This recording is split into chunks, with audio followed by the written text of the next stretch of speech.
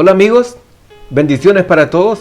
Es un placer, es un gusto estar con ustedes una vez más por este medio para poder compartir con ustedes la palabra de Dios. Y en este día, en esta oportunidad, vamos a estudiar un tema muy controversial porque de acuerdo a lo que nosotros observamos en los días de hoy, nos podemos dar cuenta que posiblemente este tema o esta situación lleve a muchas personas hasta la venida de Cristo. El problema es de cómo identificar a esta iglesia. El tema es cómo se identifica la iglesia de Dios hoy. Si usted se dará cuenta, a todas las iglesias dicen: nosotros tenemos la verdad, nosotros somos la iglesia verdadera. Pero eso es lo que la gente dice.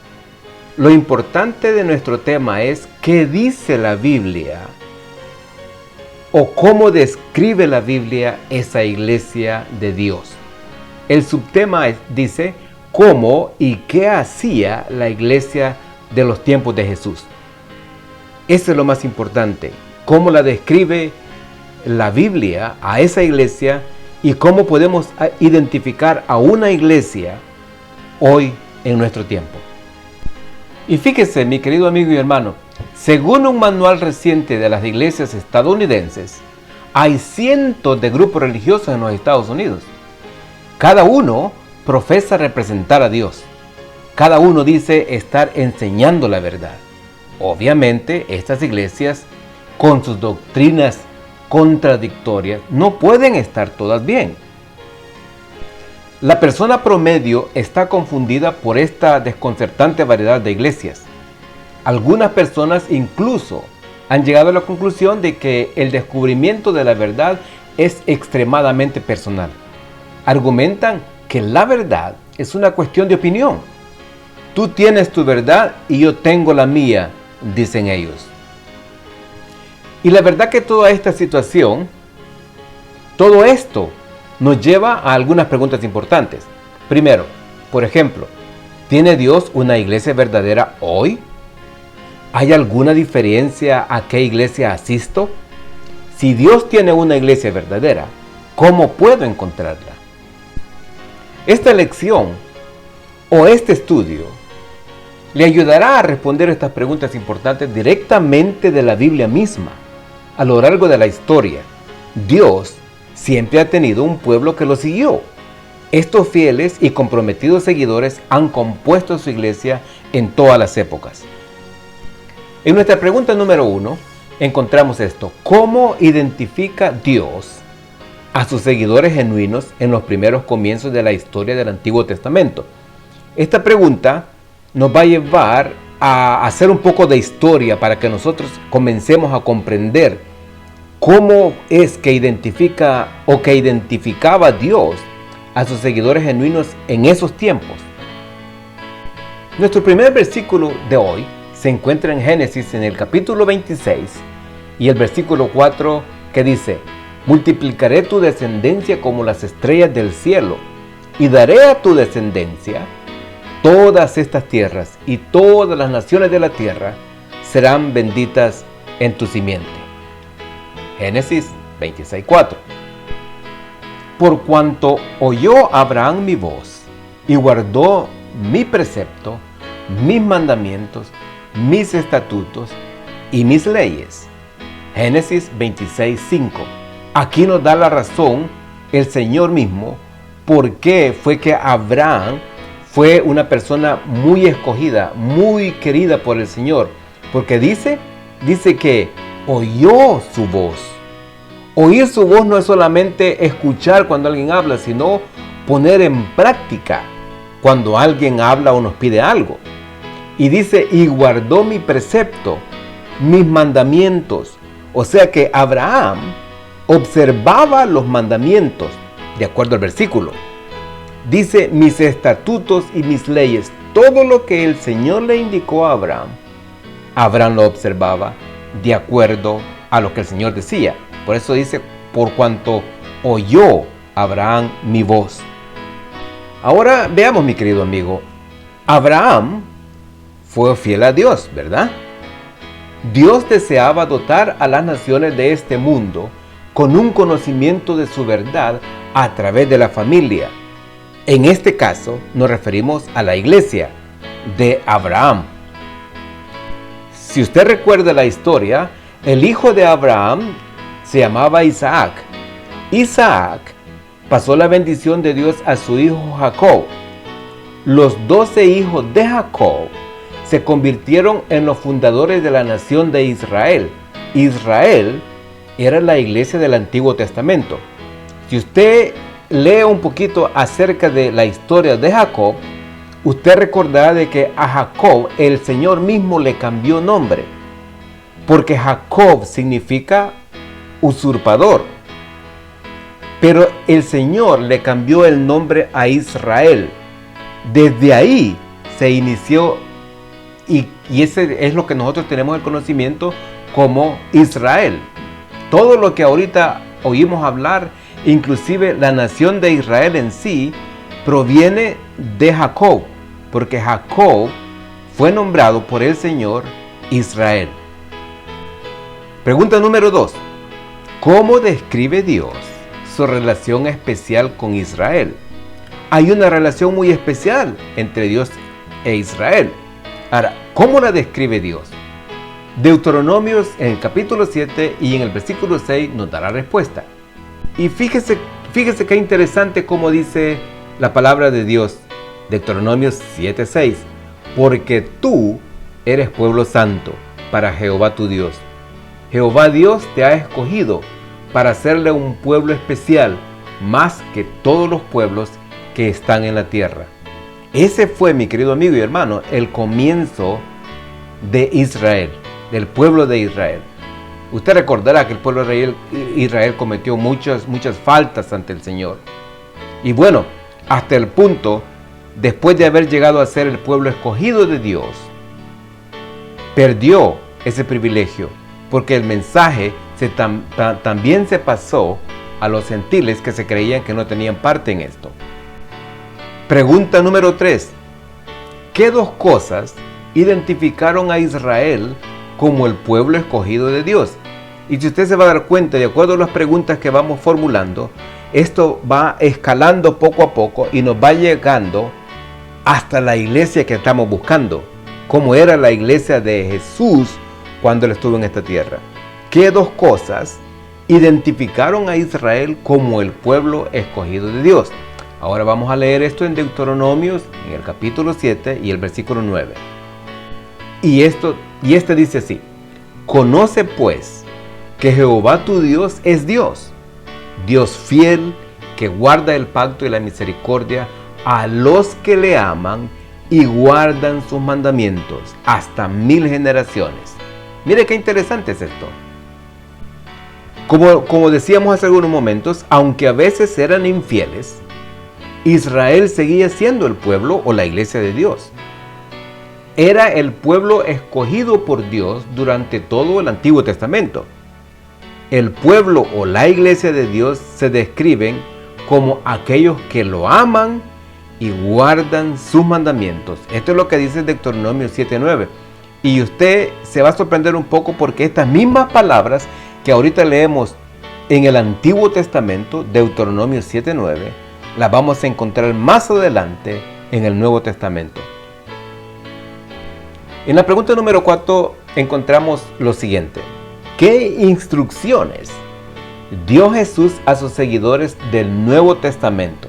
Y fíjese, ahora dejamos el Antiguo Testamento y nos vamos hasta el Nuevo Testamento en el libro de Juan, en el capítulo 4 y el versículo 15. Y aquí vamos a encontrar las instrucciones que dio Jesús a sus seguidores. ¿Se fija usted, mi querido hermano, lo que le acabo de mencionar hace unos momentos? Juan 14:15, ahora en el Nuevo Testamento. Si me amáis, dice, guardad mis mandamientos. Ahora, si el Señor Jesús dijo esas palabras allá en el Antiguo Testamento, ahora hay muchas personas que dicen, no, pero esas cosas fueron para el Antiguo Testamento, para aquel pueblo pero este es el Nuevo Testamento. Y en el Nuevo Testamento encontramos las mismas palabras dirigidas prácticamente a usted y yo, mi querido amigo y hermano. Si usted y yo amamos al Señor Jesús, vamos a guardar sus mandamientos. ¿Verdad que sí? Eso es lo que nos pide el Señor Jesús ahora en el libro de Juan, como decíamos, el capítulo 14 y el versículo 15. Tanto en el Antiguo como en el Nuevo Testamento, Dios identifica a sus seguidores como aquellos que lo aman y guardan sus mandamientos. El amor siempre conduce a la obediencia. Cuando nosotros amamos a nuestros padres, les obedecemos y hacemos lo que ellos nos piden, porque nuestros padres nos piden algo que ellos saben que es bueno para nosotros, que nos va a beneficiar. Y el Señor dice, como nuestro Padre, si me amáis, guardad mis mandamientos. Y aquí en la pregunta número 5, cada vez, mi querido amigo y hermano, esto se está poniendo muy interesante. Mire, ¿qué características identificativas claras de la verdadera iglesia da Dios? Aquí el Señor está prácticamente identificando a esa iglesia verdadera de Dios. Vamos a leer ahora en el libro de Apocalipsis, en el capítulo 12 y el versículo 17, y en el mismo libro de Apocalipsis ahora en el capítulo 14 y los versículos 12. Recuerde usted que estas son las características identificativas que Dios mismo nos da a nosotros para que nosotros podamos hoy día encontrar esa iglesia. Apocalipsis 12:17 dice: entonces el dragón se llenó de ira contra la mujer. ¿Quién es el dragón, mi querido amigo y hermano? El dragón es Satanás. Se llenó de ira contra la mujer. ¿Quién es la mujer? En el libro de Apocalipsis encontramos bien claro que la iglesia de Dios es identificada como una mujer. Dice, cuando dice Apocalipsis contra la mujer, se está refiriendo a la iglesia de Dios. Satanás se airó contra la iglesia de Dios y se fue a hacer guerra contra el resto de la descendencia de ella. El resto de la descendencia de ella son, mi querido amigo y hermano, estas personas que componen esa iglesia hoy. ¿Y cuáles son? Dice, los que guardan los mandamientos de Dios y tienen el testimonio de Jesucristo. ¿Se da cuenta usted? ¿Cuáles son las características que el Señor da de esa iglesia? Le habla o nos habla bien claramente el libro de Apocalipsis cuando identifica al dragón como Satanás y la iglesia como la mujer, y que se fue a hacer guerra contra ella, contra el resto de la descendencia de ella, y esos son los que guardan los mandamientos de Dios y tienen el testimonio de Jesús. Ahora, hay algo muy importante que no me gustaría dejar pasar por alto, y es que cuando dice los mandamientos, está claro, cuando dice y tienen el testimonio de Jesucristo. Esto involucra, mi querido amigo y hermano, la profecía. ¿Cómo es que la iglesia da la profecía? ¿Cómo es que eso se pone en la mesa ante nosotros para que nosotros podamos ser guiados? Recuerde que la profecía es la que anuncia el futuro, del futuro que viene, para que nosotros podamos ser guiados a través de los tiempos hasta la venida de nuestro Señor Jesús. Y ahora en el mismo libro, capítulo 14, versículo 12 dice, aquí está la paciencia de los santos. ¿La paciencia de quiénes? El Señor les llama santos a los integrantes o a los que hacen esa voluntad de Él. Dice, ¿quiénes son? Dice, los que guardan los mandamientos de Dios y la fe de Jesús. Mi querido amigo y hermano, déjeme decirle esto. Si usted guarda los mandamientos de Dios y tiene la fe de Jesús, entonces usted está haciendo la voluntad de Dios. ¿Cuál es entonces? Porque algo que me gustaría decirle también es la última parte de este versículo, y la fe de Jesús. Hay una diferencia entre decir tengo fe en Dios o decir yo tengo la fe de Jesús. ¿Cuál de las dos son más importantes? La más importante, mi querido amigo y hermano, es tener la fe de Jesús. No tener la fe en Jesús, porque Él es Dios y Él va a hacer todo lo que Él debe hacer. La pregunta es, ¿tiene usted esa fe que el Señor tiene? Esa es la pregunta muy importante. Y recuerde usted que el Señor le llama santos ¿a quiénes? A los que guardan los mandamientos de Dios. Son importantes, hermano. Mucha gente hoy en día dice que la ley de Dios quedó abolida, que la ley fue clavada en la cruz. Si la ley fue abolida o fue clavada en la cruz, quiere decir que no es importante hoy. Entonces pudiéramos nosotros cometer adulterio. Entonces nosotros pudiéramos matar. Entonces nosotros podríamos robar sin ningún problema y nadie nos echaría en cara porque no sería pecado. Y si usted se fija muy bien, las leyes que la autoridad, por ejemplo, utiliza hoy día están basadas justamente, precisamente en lo que nosotros conocemos como la ley moral, o sea, los 10 mandamientos. También es importante decir que la versión del Rey Santiago de la Biblia en inglés utiliza la palabra remanente. En Apocalipsis 12:17, para identificar la verdadera iglesia de Dios, algunas traducciones, como la versión estándar revisada, dicen el resto de la descendencia. La palabra remanente significa literalmente los que quedan. Tanto en el Antiguo como el Nuevo Testamento, Dios siempre ha tenido un grupo de personas que le obedecen amorosamente al guardar sus mandamientos. Y al final de los tiempos, Dios tendrá un pueblo leal y fiel. Y el remanente, entonces, nosotros podríamos decir que va a ser aquel pueblo, aquellas personas que han guardado sus mandamientos cuando Él regrese. Porque muchas de las personas, cientos de personas, están descansando en la tumba esperando la primera resurrección. Pero va a haber un grupo especial que va a estar de pie, vivo, cuando Cristo venga. Ese remanente. Pero a través de los tiempos, siempre ha habido un remanente. Porque hay muchas religiones, como decíamos hoy. Pero hay un grupo muy pequeño comparado con todas estas iglesias que hay. Es un grupo muy pequeño comparado con ellos que guardan los mandamientos de Dios, que siguen la voluntad del Señor Jesús. Pregunta 6. ¿Cómo llama el apóstol Pablo a la iglesia del Nuevo Testamento?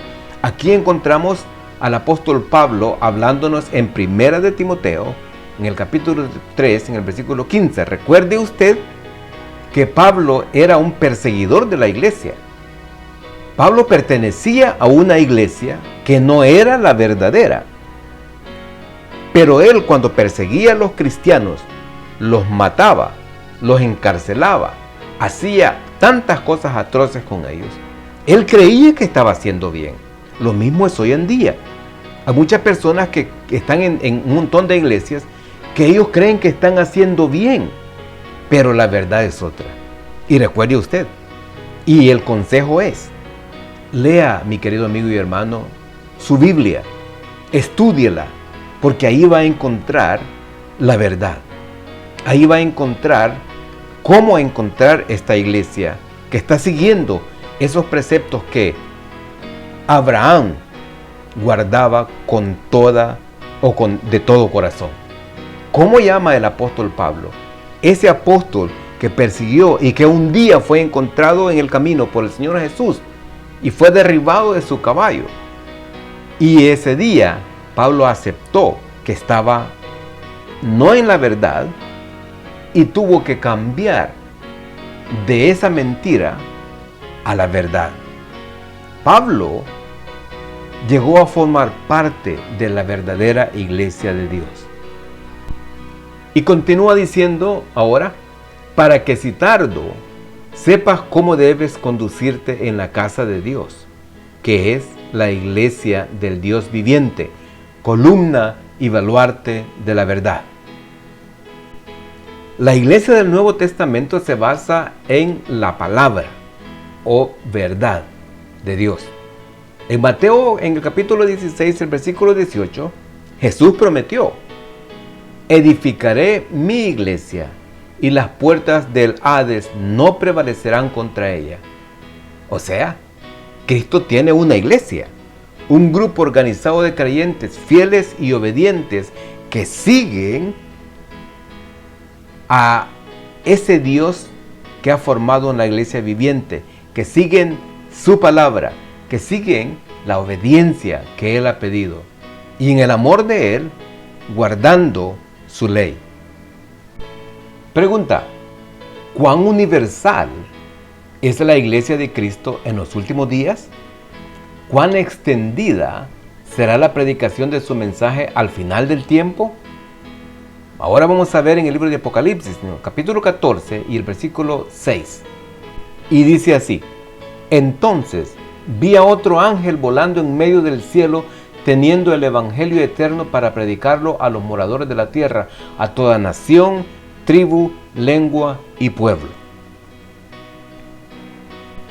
O sea que, en otras palabras, la iglesia de los últimos días de Dios, predicando su mensaje final, debe ser un movimiento internacional que proclame su verdad al mundo. O sea, en palabras más sencillas, esto tendría que ser un movimiento mundial en todas partes de la tierra. Pregunta: ¿cuál es el mensaje central de la iglesia de Cristo hoy en día? Y fíjese que esto está bien interesante porque la iglesia tiene que tener un mensaje centro, el mensaje principal que esta iglesia debe predicar a todos los moradores de la tierra según Apocalipsis. Ahora, ¿cuál es el mensaje central de la iglesia de Cristo hoy en día? Veamos qué nos dice Apocalipsis. Recuerde usted que Apocalipsis es el último libro de la Biblia y significa el tiempo del fin. Apocalipsis 14, 6 dice así: vi volar por en medio del cielo a otro ángel que tenía el evangelio eterno para predicar a los moradores de la tierra, a toda nación, tribu, lengua y pueblo. El evangelio de las buenas nuevas, que Jesús ha perdonado nuestros pecados, que a través de su muerte hemos venido a ser hijos de Dios y que a través de su poder podemos vivir transformados y vivir en obediencia. Pregunta: ¿en qué periodo de tiempo anuncia la iglesia de Dios que vivimos en los últimos días? Fíjese usted qué interesante es esta pregunta. ¿En qué periodo de tiempo anuncia la iglesia de Dios que vivimos en los últimos días? Veamos Apocalipsis 14, 7. Y ahora el versículo 7 del capítulo 14 en Apocalipsis dice: diciendo a gran voz: temed a Dios y dadle gloria, porque la hora de su juicio ha llegado, y adorad a aquel que hizo el cielo y la tierra, el mar y las fuentes de las aguas. ¿Cuál es el mensaje central, mi querido amigo y hermano? El mensaje central es que la hora de su juicio ha llegado. No es que la hora de su juicio va a venir. Mi querido amigo y hermano, el juicio ya se inició. Ha llegado ya el juicio. Cuando Cristo venga, Cristo va a venir únicamente a dar la recompensa por todas aquellas cosas que nosotros hayamos hecho. Pero, porque la hora de su juicio, dice bien claro Apocalipsis, ha llegado. Fíjese que la verdadera iglesia enseña que estamos viviendo en la hora del juicio preliminar a la venida de Cristo. Tiene un mensaje urgente para el mundo. Es una iglesia adventista. Enseña que Cristo vino una vez y que viene de nuevo. Ahora, si usted se fija, ha encontrado usted o ha escuchado usted muy claro. Y hemos mencionado a la iglesia adventista. ¿Por qué hemos mencionado nosotros el nombre de esta iglesia? Es interesante que nosotros estudiemos esto.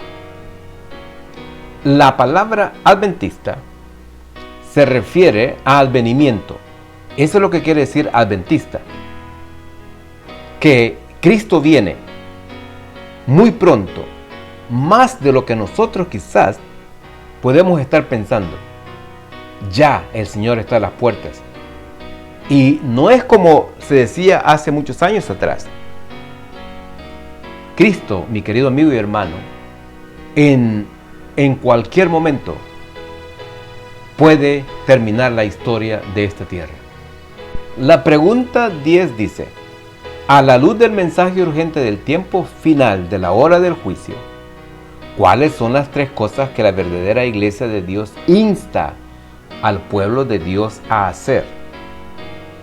Espero, mi querido amigo y hermano, que el Señor le dé sabiduría, le dé entendimiento al escuchar este mensaje.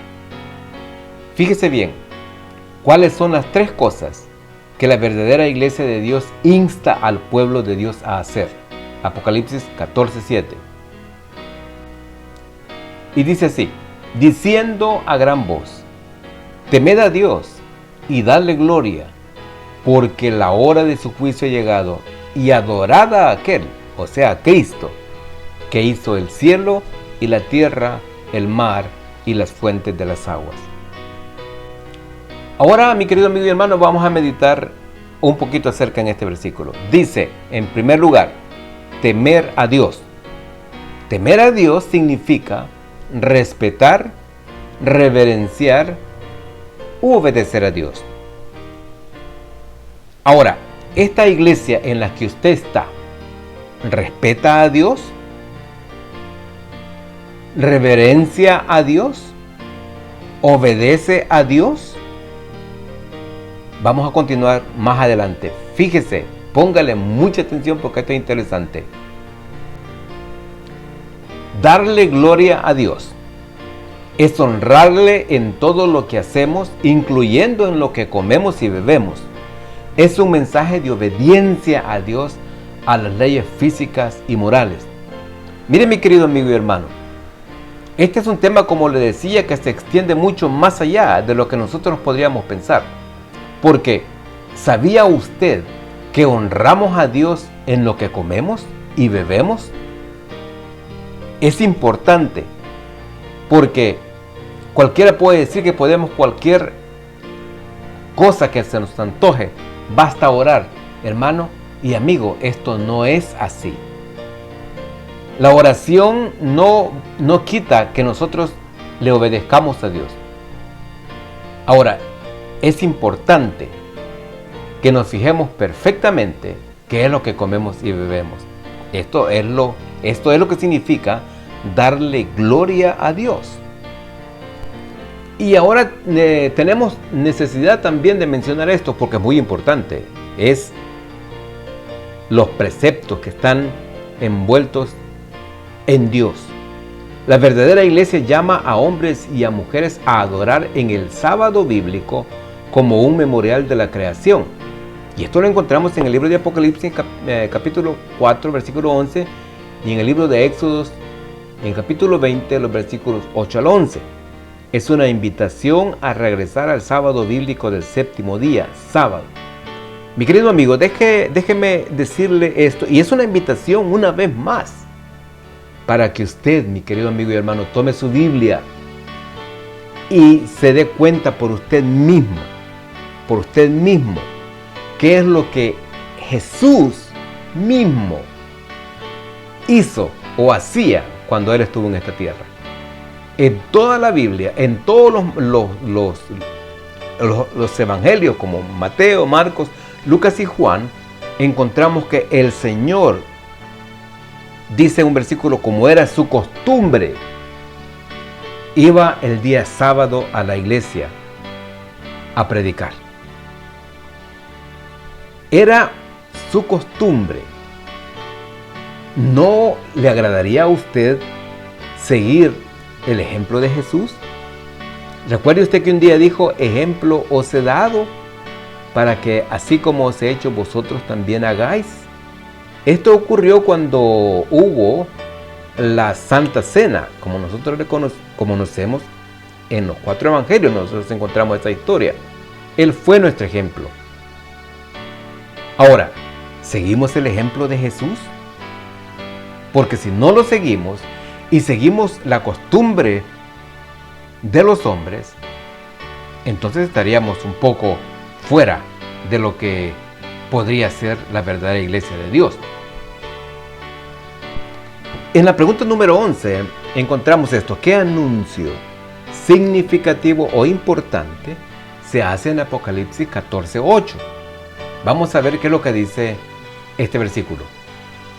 Recuerde usted que estamos leyendo en el capítulo 14, en versículo 8 del libro de Apocalipsis, que es el último, prácticamente es el último llamado que el Señor le está dando a su pueblo para prepararse.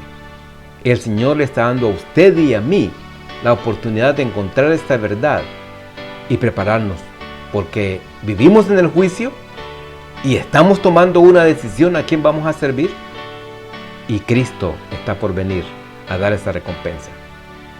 El versículo 8 dice: y otro ángel le siguió diciendo: ha caído Babilonia, la gran ciudad, porque ha hecho beber a todas las naciones del vino del furor de su fornicación.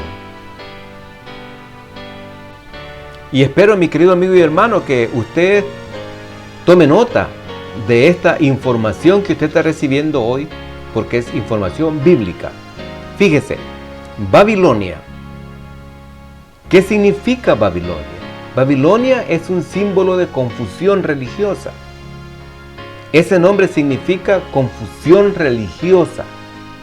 El vino es un símbolo de doctrina falsa que confunde el juicio. El último mensaje de Dios nos llama de la falsedad a la verdad. Muchas personas, mi querido amigo y hermano, viven en Babilonia. Y recuerde usted que ha sido ella la que les ha dado a beber del vino. ¿Por qué? Porque los ha confundido. Por ejemplo, muchas personas creen que el asistir a la iglesia en el día domingo es el día correcto. Bueno, la Iglesia Católica misma dice que el domingo es el sábado. ¿Cómo podemos entender eso nosotros? El domingo es el domingo y el sábado es el sábado. O una u otra, pero no puede ser una la misma cosa. O dos cosas, mejor dicho, una misma. No es. Sábado es sábado, domingo es domingo. La pregunta número 12 dice: ¿para quién es el mensaje de advertencia de Apocalipsis contra la falsa adoración? Apocalipsis 14:9 dice: y el tercer ángel lo siguió diciendo a gran voz: si alguno adora a la bestia y a su imagen, y recibe su marca en la frente o en su mano. Y fíjese las características que están envueltas aquí. Si alguno adora a la bestia y a su imagen, y recibe su marca en la frente o en su mano. ¿Qué significa? Recibir, mi querido amigo y hermano, la marca de la bestia es algo que nosotros deberíamos de pensarlo. Pero, ¿dónde encontramos la marca de la bestia? ¿Cómo es la marca de la bestia? En estudios anteriores, si usted no ha tenido la oportunidad de ver los otros estudios bíblicos, yo le aconsejaría que lo hiciera, porque hemos explicado qué significa adorar a la bestia y a su imagen. Pregunta 13. ¿Cómo podemos evitar a adorar la bestia? Apocalipsis 14:12. Y ahora Apocalipsis 14:12 nos da una pista o una información de cómo nosotros podemos evitar esto. Dice: aquí está la paciencia de los santos. O sea, el Señor una vez más le está llamando santos a sus hijos. Dice, ¿quiénes son? ¿Quiénes son los santos? Los santos, los hijos de Dios. Dice, los que guardan los mandamientos de Dios y la fe de Jesús. O sea, mi querido amigo y hermano, si en su iglesia no se están guardando los mandamientos, tendría que pensarlo usted otra vez. Porque los que no lo hacen de acuerdo al versículo que estamos leyendo, no son santos, no son los hijos de Dios.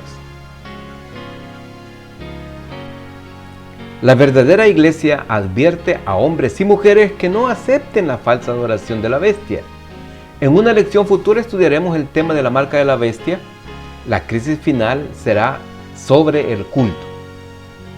La invitación de la bestia es a adorarlo y hacer lo que él dice. Cuidado, porque estaríamos nosotros aceptando su marca.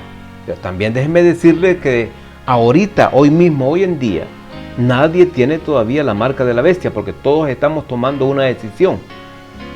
Pero se llegará el día en que el sellamiento, que también es mencionado por el libro de Apocalipsis, termine y el Señor está listo para venir. Entonces la marca de la bestia se va a aplicar.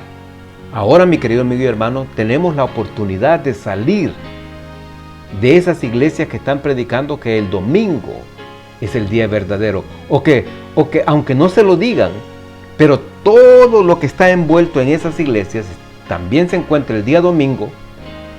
Nosotros tenemos que abandonar. Nosotros tenemos que salirnos de esas iglesias, porque no son iglesias que están adorando al Señor o que el Señor acepta conforme a su palabra. Eso es lo importante. Dios nos llama de lo falso a lo verdadero. Nos invita amablemente a adorar al Creador en el séptimo día de reposo, como signo de nuestra lealtad a Él. Recuerde usted que el versículo en el libro de Juan decía: si me amáis, guardad mis mandamientos. Y en los mandamientos encontramos todo de que debemos adorar al Señor. Recuerde usted que 4 mandamientos son para el Señor y 6 mandamientos son para el prójimo. En esos 6 mandamientos nosotros encontramos en el 4.º mandamiento lo que está contemplado como el llamado a adorar a Dios en el día séptimo. Y dice, acuérdate del día de reposo para santificarlo. La palabra reposo significa sábado. Y si usted busca en el diccionario qué significa la palabra reposo, usted puede confirmarlo. Va a descubrir que significa reposo. Reposo significa sábado, y si usted busca la palabra sábado, sábado significa reposo, es lo mismo. Dicen los versículos Éxodo 28 al 11, acuérdate del día de reposo para santificarlo. 6 días trabajarás y harás todas tus obras, mas el séptimo día es de reposo para Jehová tu Dios. No hagas, dice, en él obra alguna, tú, ni tu hijo, ni tu hija, ni tu hija, ni tu criada, ni tu bestia, ni tu extranjero que está dentro de tus puertas. ¿Por qué? Dice, porque en 6 días hizo Jehová los cielos y la tierra, y reposó el séptimo día. Por tanto, bendijo Dios el día séptimo y lo santificó. ¿Qué hizo el Señor? Lo reposó. Ahora, si el Señor lo reposó, ¿tendríamos que reposarlo nosotros? Por supuesto, porque Él nos dio ese ejemplo. Y en ninguna parte de la Biblia usted va a encontrar que ese versículo, ese mandamiento, fue abrogado o fue clavado en la cruz, como muchas personas dicen. Recuerde usted que vivimos en un tiempo en el que necesitamos obedecer a Dios antes que a los hombres. Pregunta 14. Según el mensaje del fin del tiempo de Apocalipsis, ¿qué nos enseña la verdadera iglesia acerca de la muerte? Esto es muy importante, mi querido amigo y hermano. Apocalipsis 14:13. Y dice, oí una voz que desde el cielo me decía, escribe, bienaventurados de aquí en adelante los muertos que mueren en el Señor. Sí, dice el Espíritu, descansarán de sus trabajos, porque sus obras con ellos siguen. La verdadera iglesia, fíjese mi querido amigo y hermano, enseña la verdad sobre la muerte. Revela claramente que la muerte es un descanso pacífico hasta que Jesús regrese. Y más información acerca de esto de la muerte la encontramos en el libro de Juan, en el capítulo 14, los versículos del 1 al 3. En 1 Tesalonicenses, capítulo 4, versículos 16 y 17, y 1 Corintios 15, versículos 51 al 54. Ahora, muchas iglesias predican que cuando una persona muere se va al cielo. Eso no es así. El versículo es bien claro cuando dice que ellos van al descanso, van a descansar, a esperar el día de la resurrección. Usted sabe que hay dos resurrecciones, la primera y la segunda resurrección. Si todos los muertos, si todas las personas cuando mueren se van al cielo, ¿qué caso tiene la primera y segunda resurrección si ya están en el cielo? Pregunta número 15. ¿Qué predicción del fin del tiempo llegó a su iglesia? Mire qué interesante esta pregunta. Veamos en el libro de Juan, en el capítulo 10, el versículo 16. Recuerde, ¿qué predicción del fin del tiempo llegó a su iglesia? Este versículo dice así: también tengo otras ovejas que no son de este redil. Aquellas también debo traer, y oirán mi voz, y habrá un rebaño y un pastor. ¿Cuántos rebaños, mi querido amigo? Uno. ¿Cuántos rediles? Uno. ¿Qué significa entonces cuando habla acerca de este redil? O sea, significa esta iglesia. Tengo, dice, también otras ovejas que no son de este redil. O sea que hay en otras partes, pero él se está refiriendo al redil de él. Dice, aquellas también debo traer. O sea que están en iglesias falsas.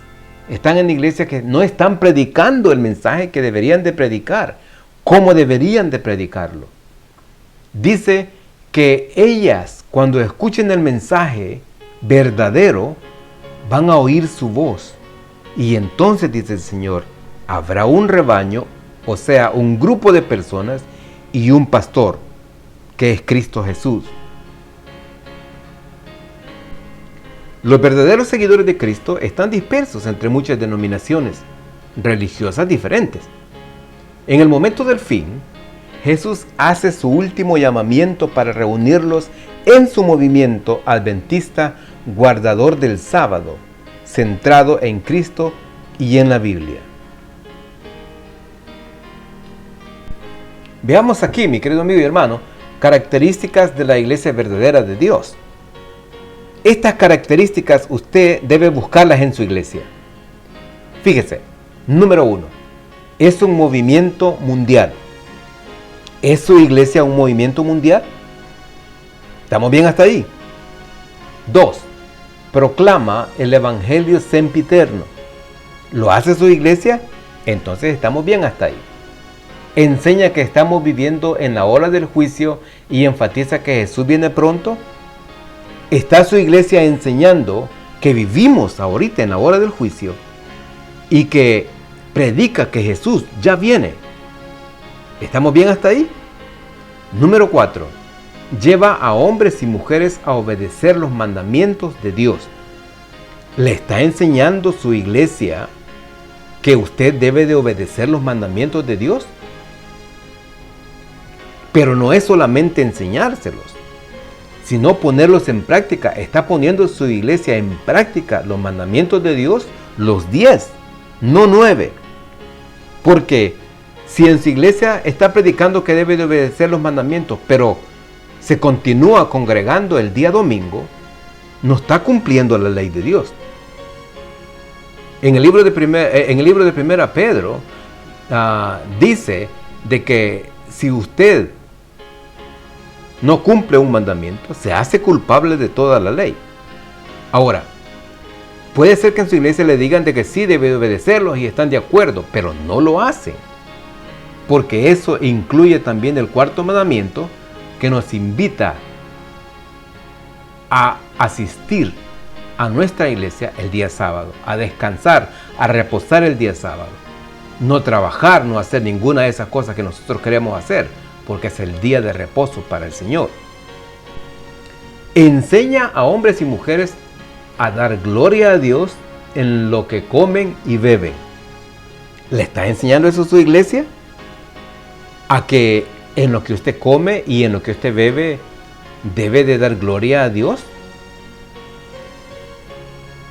Les ayuda a entender la necesidad de abstenerse del alcohol, el tabaco y los alimentos sucios. ¿Sabía usted que el alcohol y el tabaco no son agradables ante el Señor? No lo son. Ahora, ¿qué hay de los alimentos sucios?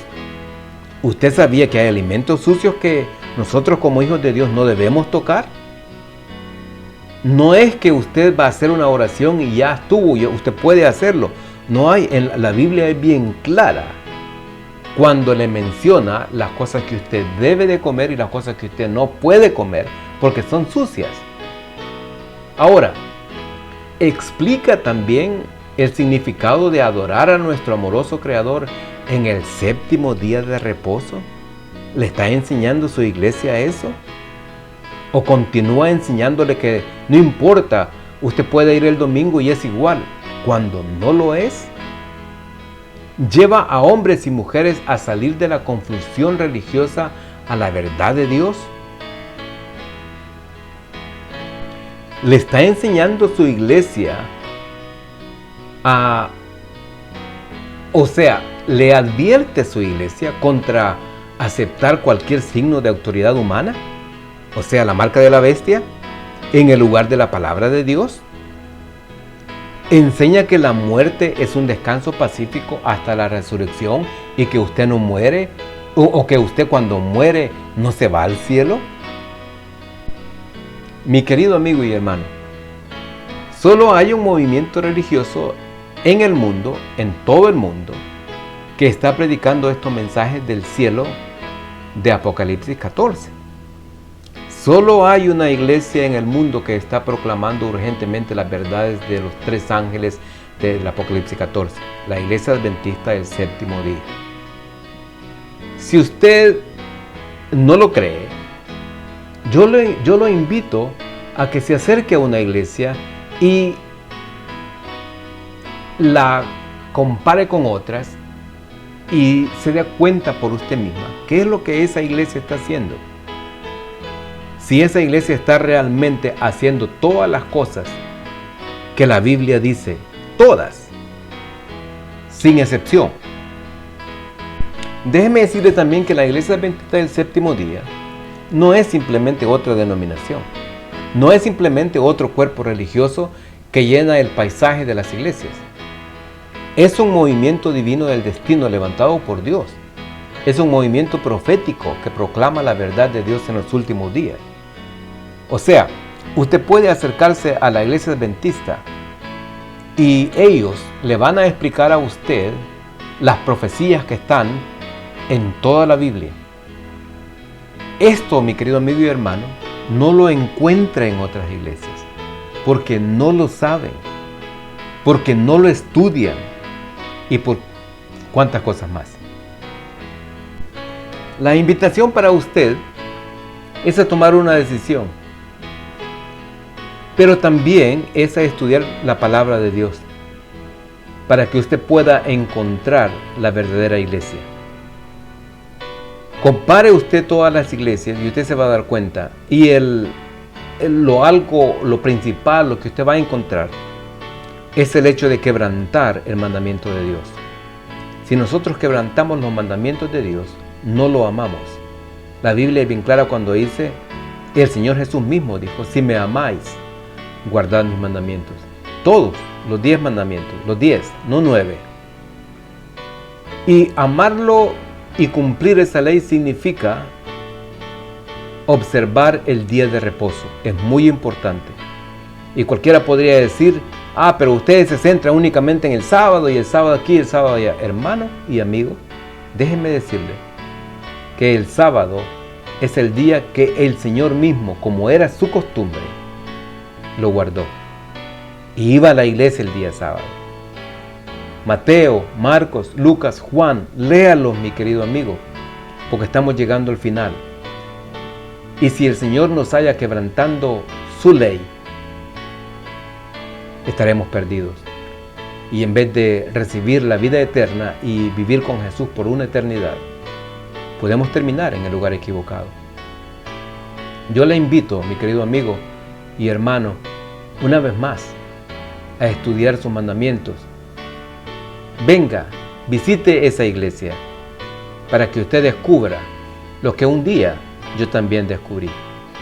Déjeme decirle que yo también vengo de una de esas iglesias donde me enseñaron a asistir el domingo, a quebrantar prácticamente el mandamiento. Y cuando yo confronté a estas personas y pregunté, ellos mismos me dijeron que realmente es el día sábado el verdadero día de Dios, pero que ellos lo hacían porque tenían que trabajar, que tenían que mantener su familia.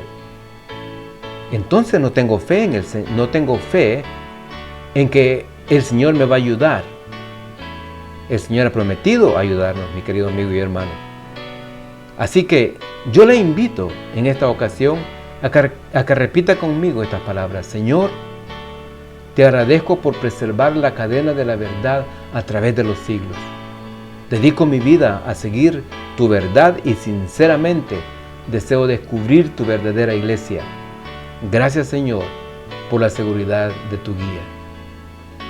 Búscala, mi querido amigo y hermano, la va a encontrar comparándola con la verdadera iglesia que existía cuando Jesús caminó por esta tierra, como la iglesia que hoy se mantiene haciendo lo mismo que aquella iglesia hacía el día de hoy.